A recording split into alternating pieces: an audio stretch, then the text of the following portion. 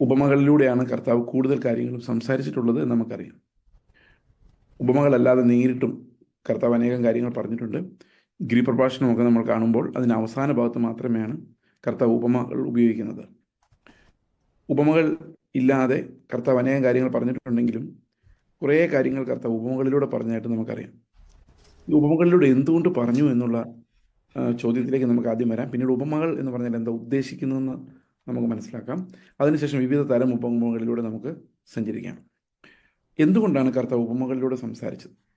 പലപ്പോഴും കർത്താവ് പറയുന്ന ഉപമകൾ മനസ്സിലാക്കാൻ വളരെ ബുദ്ധിമുട്ടാണ്. നമുക്ക് ഇന്ന് കാണുന്ന പോലല്ല അന്ന് ജനങ്ങൾ അതിനെ ശ്രദ്ധിച്ചുകൊണ്ടിരുന്നത്. ഉദാഹരണത്തിന് കർത്താവ് പറഞ്ഞ ഏത് ഉപമയും അതിൻ്റെ വിശദീകരണം നമുക്ക് ഇന്ന് ലഭിക്കുന്നില്ലെങ്കിൽ അത് മനസ്സിലാക്കാൻ ബുദ്ധിമുട്ടാണ്. ഇപ്പം പാരബിൾ ഓഫ് ദ സോവർ ഏറ്റവും പ്രശസ്തമായ ഉപമകളിലൊന്നാണ് വിതക്കാരൻ്റെ ഉപമ എന്ന് പറയുന്നത്. ഈ വിതക്കാരൻ്റെ ഉപമയും നമുക്ക് മനസ്സിലാക്കാൻ ഇന്ന് കഴിയുന്നത് കർത്താവ് അതിൻ്റെ താഴെ വിത്ത് എന്നത് ദൈവവചനം എന്ന് പറഞ്ഞതുകൊണ്ടാണ്. കർത്താവ് അത് പറഞ്ഞില്ലായിരുന്നെങ്കിൽ ഒരിക്കലും നമുക്കത് എന്തുകൊണ്ടാണ് കർത്താവ് ഉപമ പറഞ്ഞതെന്ന് മനസ്സിലാവില്ല. വിതയ്ക്കുന്നവൻ വിതയ്ക്കാൻ പുറപ്പെട്ടു കുറേ വഴിയിൽ വീണ്. ഇത് മാത്രമാണ് കേൾക്കുന്നത് ജനങ്ങൾ മൊത്തം. ഇതിൻ്റെ മർമ്മവും പൊരുളും മനസ്സിലാകുന്ന ഡിസൈപ്പിൾസിന് മാത്രമേ ഉള്ളൂ. ഇപ്പോൾ ബാക്കിയുള്ള ആളുകൾ ഇത് കേൾക്കുമ്പോൾ വലിയൊരു പങ്ക് ആളുകൾക്കും ഇതെന്താണ് ഉദ്ദേശിക്കുന്നതെന്ന് പിടികിട്ടാതെയാണ് പോകുന്നത്. കള വിതയ്ക്കുന്ന ദുഷ്ടൻ കള വിതയ്ക്കുന്ന ഉപമ പറയുമ്പോൾ ഈ ഫീൽഡ് എന്ന് പറയുന്ന ലോകമാണ് എന്ന് ദൈവം കർത്താവ് തൻ്റെ ശിഷ്യന്മാരോടാണ് പറഞ്ഞത്. നാട്ടുകാർക്ക് അത് അറിയില്ല, കേൾക്കുന്നവരത് അറിയുന്നില്ലെന്ന് മാത്രമല്ല, ഏറ്റവും രസകരമായ കാര്യം അവരതിൻ്റെ അർത്ഥം അറിഞ്ഞില്ലെങ്കിൽ അവർക്ക് വലിയ കുഴപ്പമില്ലെന്നുള്ളതാണ്. അവർ നല്ല പ്രസംഗം കേട്ടിട്ട് പോകുന്നവരാണ്. നമ്മൾ ഒത്തിരി പേര് എങ്ങനെയാണ്, മനസ്സിലായാലും മനസ്സിലായില്ലെങ്കിലും നമുക്ക് കുഴപ്പമില്ല, നമുക്ക് എന്ത് പറഞ്ഞെന്നുള്ളത് പോലും വലിയ ഇമ്പോർട്ടൻ്റ് അല്ല. അങ്ങനെയുള്ള ആളുകളാണ് ബഹുഭൂരിപക്ഷവും. കാരണം അവർക്ക് ഇതിൻ്റെ മർമ്മങ്ങൾ ഗ്രഹിക്കാൻ ഒരു അത്യാവശ്യമില്ല. നല്ലപോലെ പ്രസംഗം കേട്ടു, നല്ലപോലെ കൈയടിച്ചു, വീട്ടിൽ പോയി. അപ്പോൾ അതുകൊണ്ട് അവർ ചോദിക്കുന്നില്ല ഇതെന്താണ് ഈ വിതയ്ക്കാരൻ്റെ ഉപമ. അത് ചോദിക്കാൻ എളുപ്പമല്ല. ചോദിക്കണമെങ്കിൽ കർത്താവിൻ്റെ കൂടെ രാത്രി വരെ ഉണ്ടാകണം, നിൽക്കണം, ആ ഒരു ഫെലോഷിപ്പ് ഉണ്ടാകണം. അപ്പോൾ ശരിക്കും പറഞ്ഞാൽ ഒത്തിരി ആൾക്കാർക്ക് ഇതിൻ്റെ മർമ്മങ്ങൾ പിടികിട്ടാതെയാണ് അന്ന് പോയിക്കൊണ്ടിരുന്നത്. ശിഷ്യന്മാർക്ക് പോലും ഒറ്റ കേൾവിയിലൊന്നും മനസ്സിലാകുന്നില്ലായിരുന്നു. അപ്പം കർത്താവ് പറഞ്ഞ അത്രയും കാര്യങ്ങൾ കോംപ്ലിക്കേറ്റഡ് ആയിരുന്നു. ശിഷ്യന്മാരൊന്ന് കർത്താവിനോട് ചോദിക്കുന്നത്, നീ എന്തിനാണ് ഇങ്ങനെ പാരബിൾസ് പറഞ്ഞത്, എന്തൊരു ബുദ്ധിമുട്ടാണ്, നേരിട്ട് കാര്യം പറഞ്ഞാൽ ഞങ്ങൾക്ക് മനസ്സിലാകത്തില്ലേ? അപ്പോൾ കർത്താവ് പറയുന്ന മറുപടി നമ്മളെ അക്ഷരാർത്ഥത്തിൽ ഞെട്ടിക്കുന്നൊരു മറുപടിയാണ്. അവർ കണ്ടിട്ടും കാണാതെയും കേട്ടിട്ടും ഗ്രഹിക്കാതെ ഇരിക്കേണ്ടതിനാണ്. അത് വേണ്ട, അങ്ങനെ ചുളിവിൽ ആൾക്കാരിങ്ങനെ മർമ്മങ്ങൾ കൊണ്ടുപോകണ്ട എന്ന് തന്നെയാണ് കർത്താവ് പറയുന്നത്. അപ്പോൾ ഈ കർത്താവ് ഈ പറയുന്ന കാര്യങ്ങൾ ഇത്തിരി ദുർഗ്രഹമാക്കി, ഇത്തിരി ആന്തരികമാക്കി കർത്താവ് വെച്ചിരിക്കുകയാണ്. എന്തിനാന്ന് വെച്ച് കഴിഞ്ഞാൽ അടുത്ത് ചെല്ലുന്നവർക്ക് മാത്രം മനസ്സിലാക്കാൻ, ഡിസൈപ്പിൾസിന് ആ ചെവിയുള്ളവർക്ക് മാത്രം മനസ്സിലാകത്തക്ക രീതിയിൽ ദൈവരാജ്യത്തിൻ്റെ മർമ്മങ്ങൾ കർത്താവ് പരസ്യമായി കൊടുക്കാതെ അത് രഹസ്യമായി കുറേ കാര്യങ്ങൾ വെച്ചിരിക്കുന്നു എന്ന് നമുക്ക് കാണാം. കാരണം എല്ലാ അറിവുകളും പരസ്യമായിട്ട് നൽകപ്പെടാവുന്നതല്ല. ദൈവരാജ്യത്തിൻ്റെ പല മർമ്മങ്ങളും ഇപ്പോഴും നമുക്ക് പരസ്യമായിട്ട് പ്രസംഗിക്കാൻ പ്രയാസമാണ്. പരസ്യമായിട്ട് പ്രസംഗിക്കാൻ പ്രയാസം എന്ന് പറഞ്ഞാൽ ബോൺ അഗെയിൻ അല്ലാത്ത ആളുകളുടെ ഇടയിൽ പറയാൻ പ്രയാസമാണ്. നമ്മൾ ഈ യൂട്യൂബിൽ വരുന്നത് നല്ലതാണെങ്കിലും ഇതൊരു പ്രസംഗം ഫുള്ളായിട്ട് വരുമ്പോൾ കുഴപ്പമില്ല. പക്ഷേ ഈ പാർട്ടായിട്ട് മുറിച്ച് പോകുമ്പോൾ ഇത് അനേകം അവിശ്വാസികൾ ഇത് കാണും. അവർക്ക് തലയും വാലും ഒന്നും മനസ്സിലാവില്ല. അപ്പോൾ അവർ പലതും അവിടെ നിന്ന് ഇവിടുന്ന് എന്താണ് ഇത് കേൾക്കുന്നത്. കഴിഞ്ഞ ദിവസം എൻ്റെ പ്രസംഗത്തിൻ്റെ ഒരു ഭാഗം മുറിച്ചിട്ടിരുന്നു. എന്താ പാപങ്ങളുടെ ലിസ്റ്റ് പറയുന്നത്. അതിനകത്തുള്ള സൊല്യൂഷൻ പറയുന്നത് അതിനകത്തില്ല. പാപങ്ങളുടെ ലിസ്റ്റ്. അപ്പം താഴെ പാവങ്ങളായ അനേകം ആൾക്കാർ കമൻറ്റ് ചെയ്തിരിക്കും, ഇങ്ങനെയാണെങ്കിൽ ആര് രക്ഷപ്പെടും, എല്ലാവരും പോക്കല്ലേ, ഈ വിവരം ഇങ്ങനെയല്ലേ, പ്രസംഗിക്കുന്ന ആളോ അങ്ങനെയല്ലേ. ശരിയാ, പക്ഷേ അതിൻ്റെ സൊല്യൂഷൻ ഇല്ലാതെ ഈ കട്ട് ചെയ്തിടുമ്പം അനേകം ആൾക്കാർ അത് അറിയേണ്ട കാര്യമില്ല. അവരത് അങ്ങനെ അറിയേണ്ട കാര്യമില്ല. അവരറിയേണ്ട കാര്യങ്ങൾ മാത്രം അറിഞ്ഞാൽ മതി. പക്ഷേ ഒറ്റ പ്രസംഗമാണെങ്കിൽ അവർക്ക് okay it's A Christian message എന്നുള്ള രീതിയിൽ അവർക്ക് കേൾക്കാം. പക്ഷേ ഈ ഷോർട്ട് മെസ്സേജുകൾ, കംപ്ലീറ്റ് അല്ലാത്ത മെസ്സേജുകളുടെ ഒരു പ്രോബ്ലം അതാണ്. പല കാര്യങ്ങളും ഈ പരിജ്ഞാനത്തിൽ നമ്മൾ മുമ്പോട്ട് പോകുമ്പോൾ മാത്രം അറിയേണ്ട കാര്യങ്ങളാണ്. അത് പരസ്യമായിട്ട് വരുമ്പോൾ അതിൻ്റെതായ പ്രോബ്ലം ഉണ്ട്. ഇപ്പോൾ ഉദാഹരണത്തിന് ഞാനിപ്പോൾ നിങ്ങളോട് പറയുകയാണ്, നമുക്ക് ധർമ്മോപദേശമല്ല പത്യോപദേശമാണ് പ്രധാനം. ഉടനെ ആൾക്കാർ അവിടെ ധർമ്മോപദേശം ഇല്ല. ഇത് ഒത്തിരി പേര് സാധാരണ പറയുന്നൊരു കാര്യം. ഇപ്പം എന്താണ് ഈ പത്യോപദേശം എന്നുള്ള മനസ്സിലാകാത്ത ആൾക്കാർക്ക് ഇത് പറഞ്ഞു കൊടുത്തു കഴിയുമ്പോൾ അവർ വിചാരിക്കും നമ്മൾ ചീപ്പ് ഗ്രേസിൻ്റെ ആൾക്കാരാണ്. ഇങ്ങനെയാണ് പല ആൾക്കാരും ചിന്തിക്കുന്നത്. എന്താണ് പത്യോപദേശം ധർമ്മോപദേശം തമ്മിലുള്ള വ്യത്യാസം? പത്യോപദേശം എന്ന് പറയുന്നത് ദൈവത്തിൻ്റെ സ്നേഹത്താൽ നമ്മൾ നിർബന്ധിക്കപ്പെടുകയും മക്കളായതുകൊണ്ട് അനുസരിക്കുകയും ചെയ്യുമ്പം ആ ഉപദേശത്തിൽ നിന്ന് വരുന്ന അനുസരണവും വിശുദ്ധീകരണമാണ് പത്യോപദേശം എന്ന് പറയുന്നത്. ധർമ്മോപദേശം എന്ന് പറയുന്നത് ധർമ്മം പുലരാൻ വേണ്ടി, അതായത് അടി കിട്ടാതിരിക്കാൻ വേണ്ടി, അല്ലെങ്കിൽ ബ്ലസ് വേണ്ടി. അങ്ങനെയുള്ള സാഹചര്യത്തിൽ നമ്മളൊരു മതത്തിൻ്റെ കൽപ്പനകളാൽ നിർബന്ധിക്കപ്പെട്ട അനുസരിക്കുന്നതിനാണ് നമ്മൾ ധർമ്മോപദേശം പറയുന്നത്. അപ്പോൾ ബൈബിളിൽ പത്യോപദേശമാണ് മൊത്തം ഉള്ളത്. നമ്മളോട് മോറലി ഇൻസ്ട്രക്ട് ചെയ്യുമ്പോൾ പ്രത്യുപദേശമാണ്. അതെന്തുകൊണ്ടാണെന്ന് വെച്ച് കഴിഞ്ഞാൽ, since we are children of God, ദൈവത്തിൻ്റെ മക്കളായതുകൊണ്ട്, ദൈവത്തിൻ്റെ ആത്മാവ് നമ്മൾ വസിക്കുന്നുണ്ട്, കർത്താവ് നമ്മളെ സ്നേഹിച്ചതുകൊണ്ട്, അതുകൊണ്ടാണ് നമ്മൾ പാപം ചെയ്യാൻ പോകാത്തത്. ഈ സ്നേഹം, ക്രിസ്തുവിൻ്റെ സ്നേഹം നമ്മളെ നിറയ്ക്കുന്നവരല്ല, പേടിച്ചിട്ടല്ല. Even if there is no punishment, we will not go and do the sin. കാരണം Christ is inhabiting in us, Christ is living in us.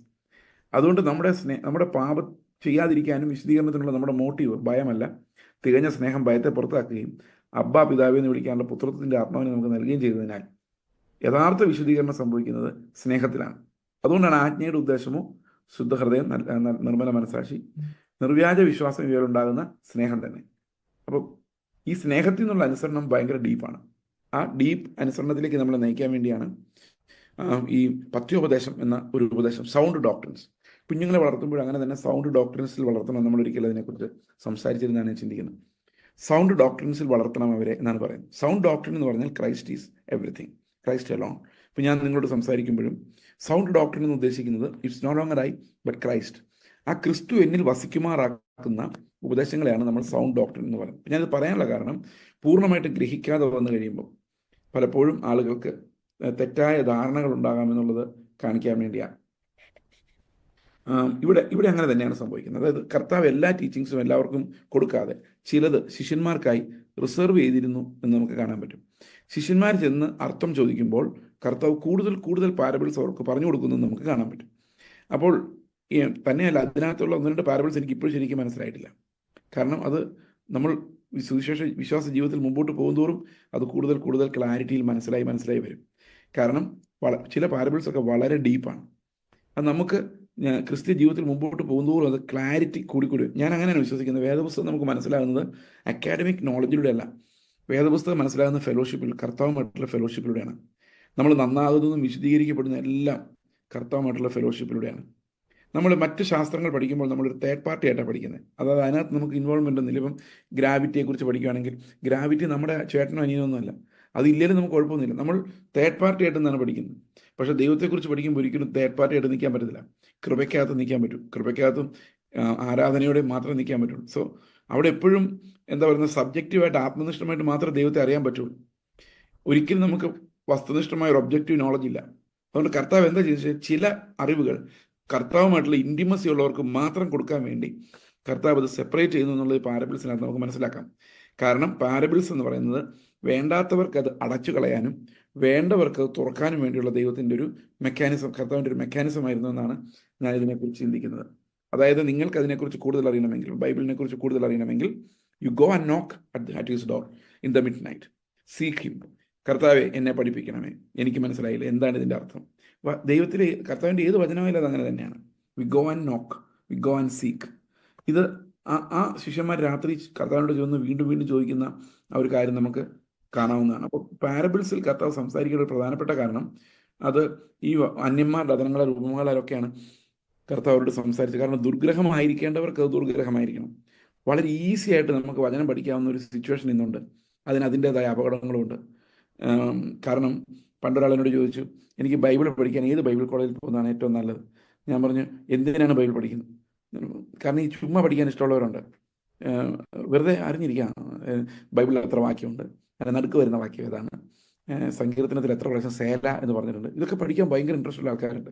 ആ ചില ആൾക്കാർ നമ്മളിങ്ങനെ ചോദിക്കും എത്ര സേല ഉണ്ട്. അപ്പോൾ ഞാൻ പറഞ്ഞു, എനിക്കറിയത്തില്ല. ഓ, ബൈബിളിനെ കുറിച്ച് ഇത്ര വിവരമൊന്നും ഇല്ലല്ലേ എന്നവർ ചിന്തിക്കും. കാരണം അവരുടെ നോളജ് എന്ന് പറയുന്നത് ഈ ഇങ്ങനെയുള്ള വാക്കുകളും വാക്യങ്ങളും പിടിക്കുന്നതാണ്. അപ്പോൾ ഇങ്ങനെ പഠിക്കുന്ന ആൾക്കാരുണ്ട്, ഭയങ്കര ജ്ഞാനമാണ്. ഈ ബ്രദറുകാർക്ക് പലപ്പോഴും പറ്റിയിട്ടുള്ള ഒരു മിസ്റ്റേക്ക്, അവരെല്ലാവരും അങ്ങനെ നല്ല പറയുന്നത് ഇതാണ്, അവർ ഈ ബൈബിളിലെ വള്ളി പുള്ളി എത്രയുണ്ട് എന്ന് അവർ എണ്ണി വയ്ക്കും, എല്ലാം കറക്റ്റ് അറിയാം. പക്ഷേ അങ്ങനെ പഠിക്കുന്നതുകൊണ്ടുള്ളൊരു ദൂഷ്യം എന്ന് പറഞ്ഞു കഴിഞ്ഞാൽ ബൈബിളിനെ നമ്മൾ വളരെ നിസ്സാരമായിട്ട് കാണുന്നതാണ്. അതായത് നമുക്കെല്ലാം നല്ല ഫെമിലിയർ ആയിട്ടുള്ളൊരു പുസ്തകം. ഞാൻ പ്രസംഗിച്ച് എൻ്റെ പുതിയ നിയമം മൊത്തം എനിക്ക് എൻ്റെ ബ്രെയിനിലുണ്ടെന്ന് വേണേൽ പറയാം. കാരണം എന്താ എബ്രായർ 4 എന്താ, എബ്രായർ 5 എന്താ, എബ്രായർ 7 എന്താ, അല്ല റോമർ 10 എന്താ എന്നൊക്കെ എനിക്കറിയാം. ആ പേജ് ഇങ്ങനെ ഓർമ്മ വരും. അപ്പം ബൈബിൾ അന്ന് വായിക്കാമെന്ന് വിചാരിച്ചാൽ നമുക്ക് ആ ആശയങ്ങൾ മൊത്തം നമുക്ക് പക്ഷെ അപ്പോൾ പോലും ബൈബിളിനകത്തോട്ട് ചെന്ന് തുറന്നിരുന്ന് വായിക്കുമ്പോൾ കർത്താവ് നമ്മളോട് സംസാരിക്കുന്ന വേറൊരു ഡയമെൻഷനിലായിരിക്കും. അതുകൊണ്ട് ഒരിക്കലും എത്ര പ്രസംഗം കേട്ടാലും ഈ ബൈബിൾ കയ്യിലെടുത്ത് വായിച്ച് ഇപ്പം ഞാൻ ഈ പറയുന്ന വാക്യങ്ങൾ തന്നെ നിങ്ങൾ ഒന്നും കൂടെ എടുത്ത് വായിച്ചു കഴിഞ്ഞാൽ there will be deeper insights for you. നിങ്ങൾ വിചാരിക്കരുത് ചേസ് ജോസഫ് എന്ന് പറയുന്ന ഒരാൾക്ക് ദൈവം കൊടുത്ത് മാത്രമായിട്ടുള്ള ഒരു വാക്യവും ബൈബിളിലില്ല. It is given to every one. ഞങ്ങൾ വെറുതെ നിങ്ങളെ ഗൈഡ് ചെയ്യാൻ വേണ്ടി മാത്രം ദൈവം ഇട്ടിരിക്കുന്ന ആൾക്കാരാണ്. The revelation is in the Bible, not in my mouth. അപ്പോൾ റെവലേഷനിലേക്ക് നമ്മൾ ചെല്ലണം. അത് നമുക്ക് ചെല്ലാൻ കഴിയും. കാരണം എത്ര പ്രസംഗം ഇപ്പം റോമാലേഖനത്തിൽ നിന്ന് കേട്ടാലും, എനിക്ക് തോന്നുന്നു റോമാലേഖനത്തിൽ ഞാൻ 5 or 6 പ്രാവശ്യം ഫുൾ പ്രസംഗിച്ചിട്ടുണ്ട്. പക്ഷേ ഓരോ പ്രാവശ്യവും ദൈവം വ്യത്യസ്തമായിട്ട് സംസാരിച്ചിട്ടുണ്ട്. എന്നാൽ അതേ സമയത്ത് നിങ്ങളത് പേഴ്സണലായിട്ട് ആ റോമാലേഖനത്തിലേക്ക് പോയി കഴിയുമ്പം, if you go with a disciples heart, God will reveal to you mysteries of Christian life.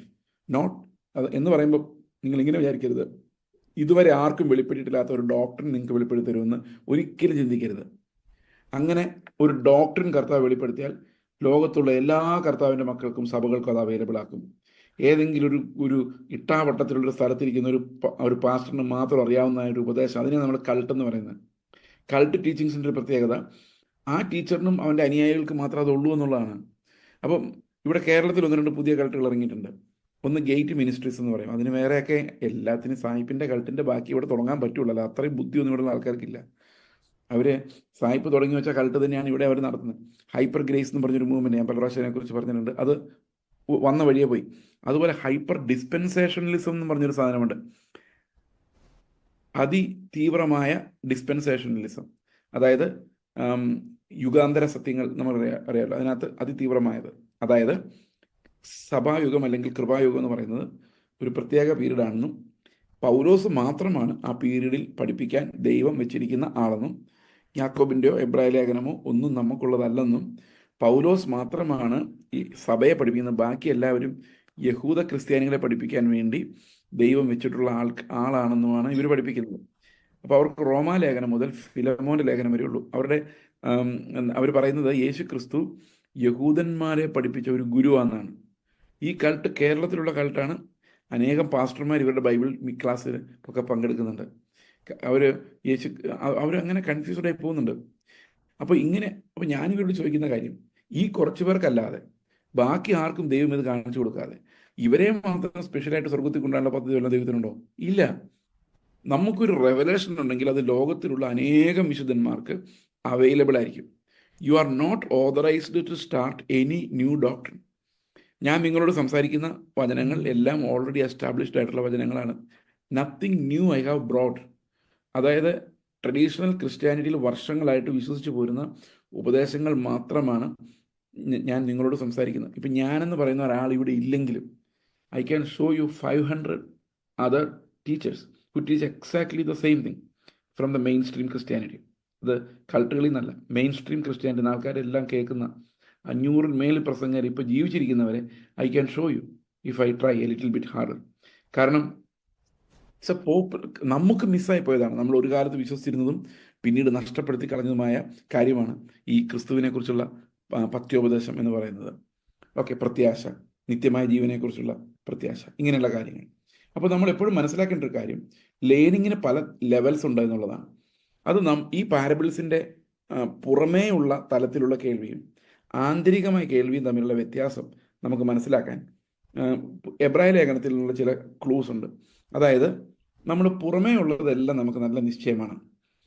നമുക്കറിയാം, മാനസാന്തരപ്പെടുക, സ്നാനപ്പെടുക, ആത്മാവിൽ നിറഞ്ഞ് ജീവിക്കുക, വേർപെടുക, ഇതൊക്കെ നമുക്കറിയാം. Technically we know everything. തൃത്വത്തെക്കുറിച്ച് ഇതെല്ലാം അറിയാം പെരിഫറലി. പക്ഷേ അത് പരിജ്ഞാനമായി മാറണമെങ്കിൽ ആത്മാവ് നമ്മളെ പഠിപ്പിച്ചുകൊണ്ടിരിക്കണം. ആത്മാവിൻ്റെ ശബ്ദം നമ്മൾ കേട്ടുകൊണ്ടിരിക്കണം.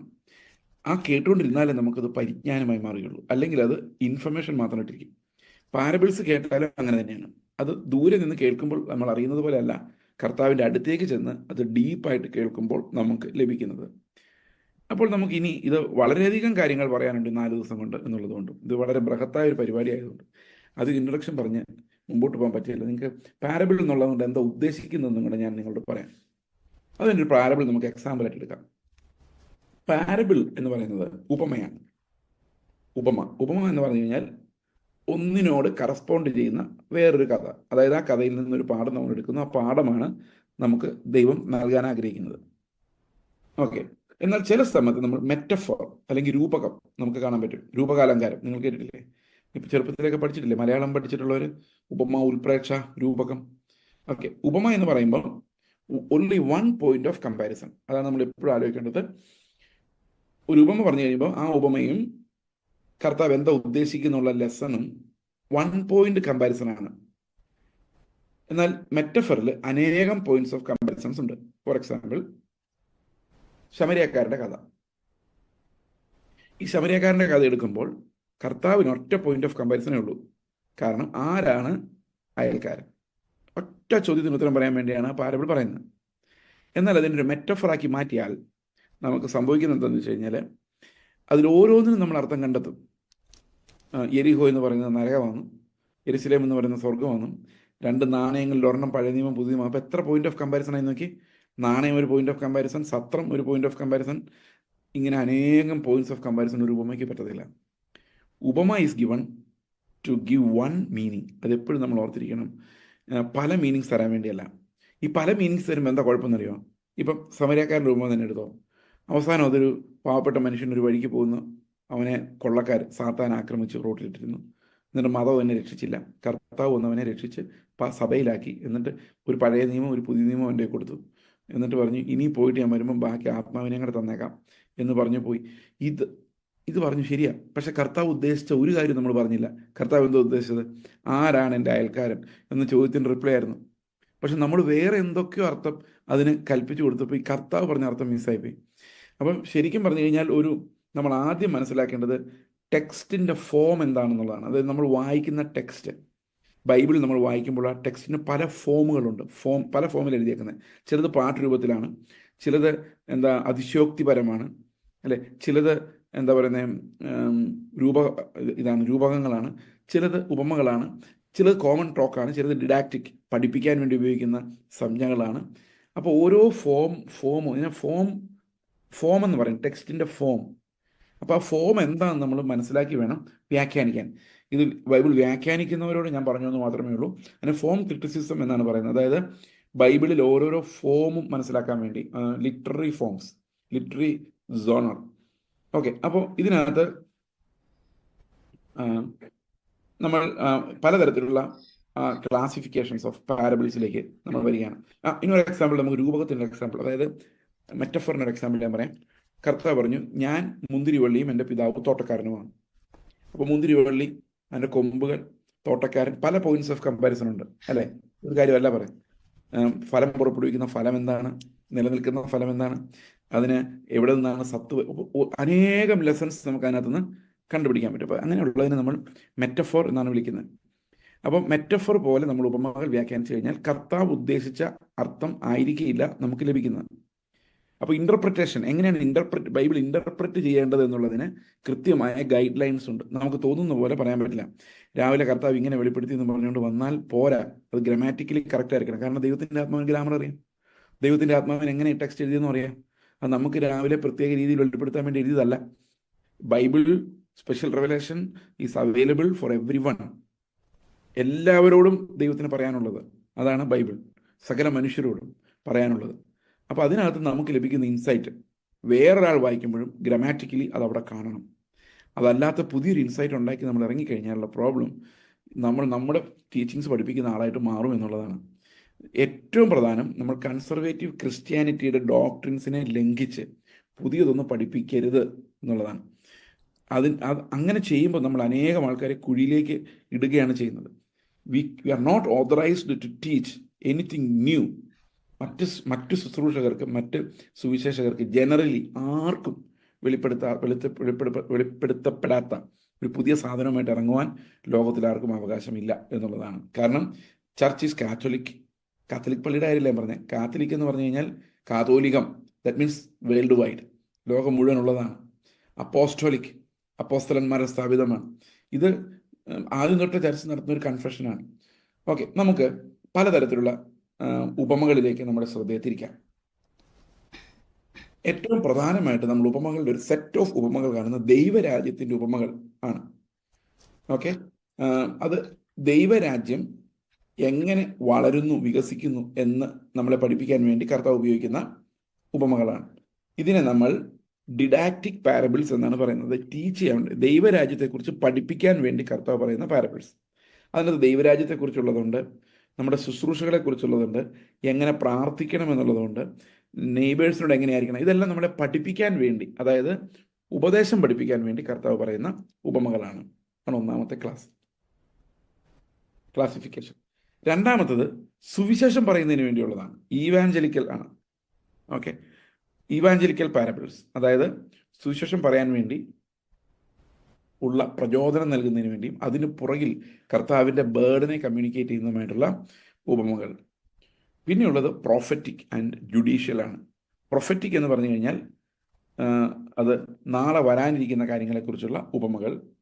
10 കന്യകമാരുടെയൊക്കെ ഉപമകളെക്കുറിച്ച് പറയുമ്പോൾ അതങ്ങനെയാണ്.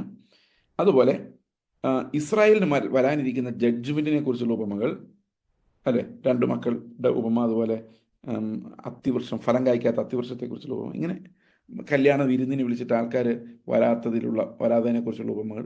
അപ്പോൾ ഇങ്ങനെയുള്ള കാര്യങ്ങളെല്ലാം വരാനിരിക്കുന്ന ജഡ്ജ്മെൻറ്റിനെ കുറിച്ചുള്ള ഉപമകളാണ്. അപ്പോൾ ഞാൻ ഒന്നുകൂടെ പറഞ്ഞാൽ 3 പ്രധാനപ്പെട്ട രീതിയിലാണ് നമ്മൾ കർത്താവിൻ്റെ ഉപമകളെ ക്ലാസിഫൈ ചെയ്യുന്നത്. ഒന്ന്, പാരബിൾസ് ഓഫ് ദ കിങ്ഡം, അല്ലെ പാരബിൾസ് ഫോർ ടീച്ചിങ്, അതാണ് കറക്റ്റ്. പാരബിൾസ് ഓഫ് ടീച്ചിങ്, പഠിപ്പിക്കുന്നതിന് വേണ്ടിയുള്ള ഉപമകൾ, ഉപദേശം പഠിപ്പിക്കുന്നതിന് വേണ്ടിയുള്ള ഉപമകൾ.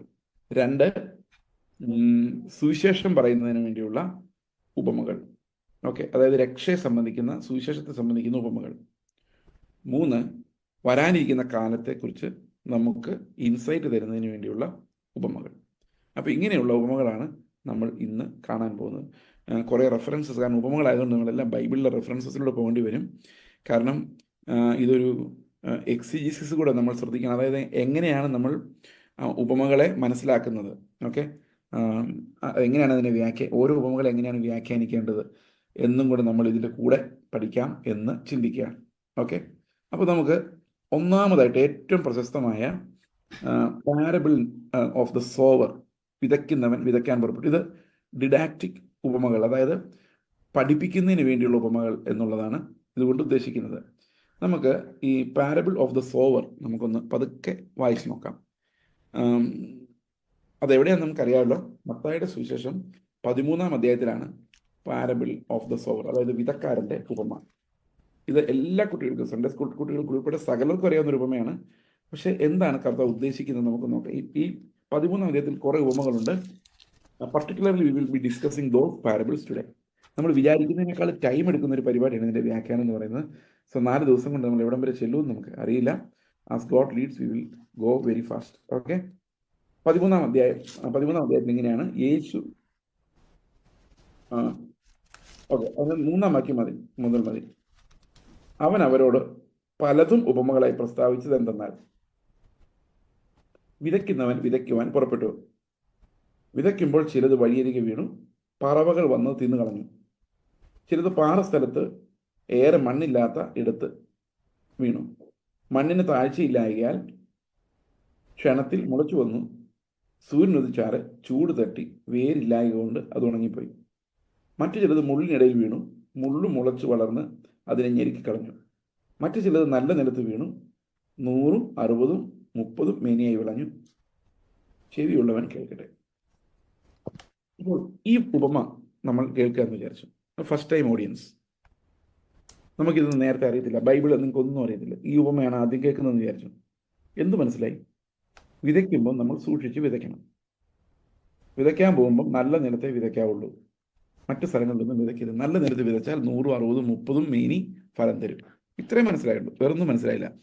അപ്പോൾ കർത്താവ് നമ്മളെ വിതയ്ക്കാൻ പഠിപ്പിക്കുകയാണോ, കൃഷി ചെയ്യാൻ പഠിപ്പിക്കുകയാണോ നമുക്ക് സംശയം തോന്നും. പക്ഷെ അതിൻ്റെ ഉത്തരം വരുമ്പോഴാണ് നമ്മൾ മനസ്സിലാക്കുന്നത് നമ്മൾ വചനത്തെ സ്വീകരിക്കുന്നതിനെ കുറിച്ചാണ് അത് പറയുന്നത് എന്നുള്ളത്. ഓരോ ഹൃദയവും ദൈവത്തിൻ്റെ വചനത്തെ എങ്ങനെ സ്വീകരിക്കുന്നു, അതിൻ്റെ കാരണം എന്താണെന്ന് വെച്ച് കഴിഞ്ഞാൽ, അനേകം ആളുകളും ക്രിസ്തുവിനെ ആഴമായി മനസ്സിലാക്കാതെ ആത്മാവിലല്ലാതെ നമ്മൾ വചനത്തെ സമീപിക്കുമ്പോൾ നമ്മുടെ പലതരം ഉപജീവന ചിന്തകളും നമ്മുടെ ഹൃദയത്തിൻ്റെ ആ നിർവികാരാവസ്ഥകളും, അല്ലെങ്കിൽ നമുക്ക് മറ്റനേകം ഇൻട്രസ്റ്റുകളുള്ള ആൾക്കാരാണെങ്കിൽ, ഇതെല്ലാം നമ്മുടെ വചനത്തെ, നമ്മൾ കേൾക്കുന്ന വചനത്തെ എങ്ങനെ ദുർബലമാക്കുന്നു എന്നാണ് ഈ വാക്യങ്ങൾ നമ്മളെ പഠിപ്പിക്കുന്നത്. ഉദാഹരണത്തിന്, വഴിയരികിൽ വീണ വിത്ത്. ഈ വഴിയരികിൽ വീണ വിത്ത് എന്തിനെയാണ് കാണിക്കുന്നത്? അതായത് വഴിയിലൂടെ അനേകം ആൾക്കാർ നടക്കുന്ന വഴിയാണ്, അപ്പം അവിടെയാണ് ഈ വിത്ത് വീഴുന്നത്. ദാറ്റ് മീൻസ് എല്ലാ കാര്യത്തിലും ഇടപെടുന്ന ആളുകൾ. ഇപ്പം നമ്മൾ ഫോക്കസ്ഡ് അല്ല, അനേകം കാര്യങ്ങൾ നമ്മൾ ഇടപെട്ടുകൊണ്ടിരിക്കുന്ന ഒരാളാണെങ്കിൽ നമ്മൾ എത്ര വചനം കേട്ടാലും, ഇപ്പോൾ വചനം കേട്ടു 10 മിനിറ്റ് കഴിഞ്ഞ് എഴുന്നേൽക്കുമ്പോൾ നമുക്ക് 100,000 ബിസിനസ്സുകളാണ്. അപ്പോൾ എന്ത് സംഭവിക്കും? കാക്ക വന്ന് ഈ വിത്ത് മാത്രം കൊത്തിക്കൊണ്ട് പോകും. ഞാനിതിൽ കഥ ഇടയ്ക്ക് പറഞ്ഞാൽ അത് അവിടെ കിടക്കും, അത് നിങ്ങൾ അന്ന് ജീവിതകാലം മുഴുവൻ ഓർക്കും. പക്ഷേ ഈ വിത്ത് വചനമുണ്ടല്ലോ, അതെന്തെല്ലാം ഉണ്ടോ അതെല്ലാം ഈ കാക്ക കുത്തിക്കൊണ്ടുപോയി. കാക്ക എന്ന് പറഞ്ഞാൽ എന്താണെന്നറിയാം? ബിസിനസ്, ഇന്ന് ചെയ്യേണ്ട പണികൾ, ഉപജീവന ചിന്തകൾ.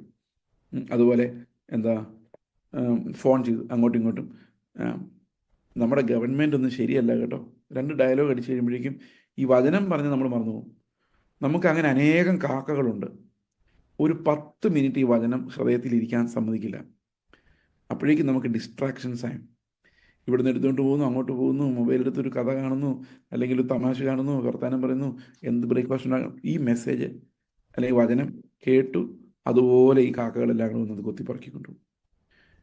പിന്നെ ഒന്നും കൂടെ കേട്ടാലും ഒരു കുഴപ്പമില്ല. ഞാൻ ഈ കാരണം അവർക്ക് കേട്ടതായിട്ട് ഓർമ്മയില്ല. ഇപ്പം ഞാൻ ആദ്യമൊക്കെ നിങ്ങളോട് സംസാരിച്ച് എന്തെന്ന് ഒന്നും കൂടെ ഒന്ന് സംസാരിച്ചാൽ നിങ്ങൾ എത്ര പേര് ഓർത്തിരിക്കും? ഇത് കേട്ടിട്ടില്ലല്ലോ എന്നാണ് ചിന്തിക്കുന്ന പല ആൾക്കാരും. ഞാൻ അത്ഭുതപ്പെട്ടു പോയിട്ടുണ്ട്. ഞാൻ ചില ചർച്ചകളിൽ ചെല്ലുമ്പോൾ എനിക്ക് രണ്ടാമതൊക്കെ ചെല്ലുമ്പം വേറൊരു പ്രസംഗിക്കും എപ്പോഴും രക്ഷയെക്കുറിച്ച്. ഇപ്പം ഞാൻ എവിടെ ചെന്നാലും രക്ഷയെക്കുറിച്ച് ആദ്യം പറയും. കാരണം പെന്തക്കോസ്തിൽ ഒത്തിരി പേര് രക്ഷിക്കപ്പെടാത്തതുകൊണ്ട്. അപ്പോൾ അതുകൊണ്ട് ആദ്യം രക്ഷയെക്കുറിച്ച് പറയാതെ ഞാൻ ഒരു പ്രസംഗവും പറയില്ല. നല്ലൊരു പ്രസംഗം അവരെ പറഞ്ഞ് കേൾപ്പിച്ചിട്ട് അവരെല്ലാം നരകത്തിൽ പോയിട്ട് എനിക്ക് എന്ത് കാര്യം? അപ്പോൾ അതുകൊണ്ട് ആദ്യം ഈ രക്ഷിക്കപ്പെടാത്ത ഏതെങ്കിലും ഒരാൾ അതിനിടയിൽ, രക്ഷിക്കപ്പെട്ട ഏതെങ്കിലും ഒരാൾ അതിനിടയിലുണ്ടെന്നാണ് ഇപ്പോൾ നോക്കേണ്ടത്. കാരണം സമൂഹം അങ്ങനെ ആയി പോയതുകൊണ്ട് രക്ഷിക്കപ്പെടാത്തവരാണ് കൂടുതൽ. അപ്പോൾ കാരണം അവരൊരിക്കലും കേൾക്കുന്നില്ല. അവരുടെ കുഴപ്പമില്ല, ഇതൊരിക്കലും കേൾക്കുന്നില്ല. രക്ഷയുടെ സുവിശേഷം ആര് കേൾക്കുന്നു? ഈ അമേരിക്കയിലൊക്കെ എനിക്കറിയാൻ പറ്റില്ല. ഇവിടെ പറയുന്ന വിഷയമല്ല ഈ വിഷയങ്ങളുടെ വിടുതൽ, അത് സാൽവേഷൻ എന്നൊന്നും കേൾക്കുന്നില്ല. അപ്പോൾ ആദ്യം പറയുമ്പോൾ അത് പറഞ്ഞേ പറ്റും. രക്ഷയെക്കുറിച്ച് പറയാതെ, പ്രത്യാശയെക്കുറിച്ച് പറയാതെ ഞാൻ ഒന്നിനെക്കുറിച്ചും പറയാറില്ല. അപ്പോൾ ഒരു ചർച്ച ചെല്ലുന്നു, രക്ഷയെക്കുറിച്ചും പ്രത്യാശയെക്കുറിച്ചൊക്കെ പറയുന്നു, വീണ്ടും ജനിക്കുന്നതിനെക്കുറിച്ച് പറയുന്നു, നാളെ നിങ്ങൾ കർത്താവ് വന്നാൽ പോകുന്ന ഉറപ്പ് ഉണ്ടാകണമെന്ന് പറയുന്നു, രക്ഷയുടെ ഉറപ്പിനെക്കുറിച്ച്, നിശ്ചയത്തെക്കുറിച്ച് പഠിപ്പിക്കുന്നു, പോരുന്നു. 1 വർഷം കഴിയുമ്പോൾ പിന്നെ ആ ചർച്ചക്കാർ വിളിക്കുന്നു. അപ്പോൾ പറഞ്ഞു തുടങ്ങുമ്പോഴാണ് മനസ്സിലാകുന്നത് ഞാൻ പറഞ്ഞ ഒരു കഥ പോലും അവർ ഓർക്കുന്നില്ല, ഒന്നും ഓർക്കുന്നില്ല. കാരണം അനേകം കാക്കകളോട് കാക്കകൾ വന്ന്, അത് പുൽപ്പിറ്റിൽ വരെ കാക്കകൾ വരും, ഉപജീവന ചിന്തകൾ ഫീഡ് ചെയ്യുന്ന കാക്കകൾ. ഇതെല്ലാം കൂടെ വന്ന് മുഴുവൻ കൊത്തിപ്പറക്കി നാശം, ഒരു വക ഓർമ്മയില്ല. ഞാൻ എന്നിട്ട് ഇത് ചെക്ക് ചെയ്യാൻ വേണ്ടി അവരുടെ പല ചോദ്യങ്ങളും ചോദിച്ചു. ആർക്കും ഒന്നും അറിയത്തില്ല. ഞാൻ കാണാതെ പഠിക്കണമെന്ന് പറഞ്ഞ കുറേ വചനങ്ങൾ, ഇത് ഒത്തിരി ഒരു സ്ഥലത്തല്ല പല സ്ഥലത്ത് കാണാതെ പഠിക്കണമെന്ന് പറഞ്ഞ വചനം ഒന്നും ഓർമ്മയില്ല. ഞാനൊരു കഥ പറഞ്ഞപ്പോൾ എനിക്ക് ഞെട്ടിപ്പോയി, അത് ഓർമ്മയില്ല. So it is completely wiped out in 1 year. ഇത് ഒരു പ്രതിഭാസമാണ്. അത് നമ്മുടെ കപ്പാസിറ്റി അത്രയേ ഉള്ളൂ. ഈ ഒരു വചനം നമ്മുടെ ഉള്ളിൽ സോക്ക് ചെയ്യുവാൻ, അത് ഇരുന്ന് സോക്ക് ചെയ്യും. നമ്മളത് ഞങ്ങൾ പലപ്പോഴും പണ്ടൊക്കെ ചെയ്തുകൊണ്ടിരുന്നത് ഇൻട്രാക്റ്റീവ് ബൈബിൾ സ്റ്റഡി എന്ന് പറയും. ഇൻട്രാക്റ്റീവ് ബൈബിൾ സ്റ്റഡി എന്ന് പറഞ്ഞാൽ നമ്മൾ അങ്ങോട്ടും ഇങ്ങോട്ടും ഡിസ്കസ് ചെയ്ത് പഠിക്കും. ഈ ചെറിയ ഗ്രൂപ്പുകൾക്ക് 1-ാം തരം പരിപാടിയാണത്. ഇത് ശരിക്കും കാത്തലിക്സ് തുടങ്ങിയ ഒരു പരിപാടിയാണ്, ഫോക്കലാരെ എന്ന് പറയും. ഫോക്കലാരെ എന്ന് പറഞ്ഞാൽ നെരിപ്പോടുന്നതിൻ്റെ അർത്ഥം. പണ്ട് ലോകമഹായുദ്ധം, 2-ാം ലോകമഹായുദ്ധം നടക്കുന്ന സമയത്ത് ഇറ്റലിയിലുള്ള കുറച്ച് പിള്ളേര് ബോംബിങ്ങിന് രക്ഷപ്പെടാൻ വേണ്ടി ഒരു കെട്ടിടത്തിനകത്ത് ഒളിച്ചിരുന്നു. ഇപ്പോൾ ഇവർക്കൊന്നും ചെയ്യാനില്ല.